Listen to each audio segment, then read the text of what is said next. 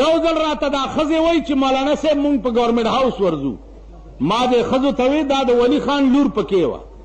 مال ګوره مزه ښځې یې پولیس هم پرېږدي نه ګورنمنټ هاوس ته. اسلم خټک گورنر دی والله کم پرېږدي. ویلي مونږ بې غیرته کې د ثوابۍ نه یې هغه ښځې راوستې وې هغه چارخانه غوندې پړونې نه هغه چې په سر کړي مال ورځئ چې پې ورل مونږ وروسته ښځې رانه مخکې چې د مهمانخانې ته ورسېدو نو مرتضی خان اے سی پېښاور و ویل مخکې ځئ ویل اوځو بس پولیس ته یې داسې اشاره وکړه باڼسونه چې ډب دی ډب دی ډب او دا ټولې ښځې په ما رالې زه لاندې او ښځې راباندې پرتې دي چې په ما رالې ویل خدای بې ځایه غرقې شو ما ټینګې شئ ستاسو خدای بیړي تباه که تاسو ته چې ما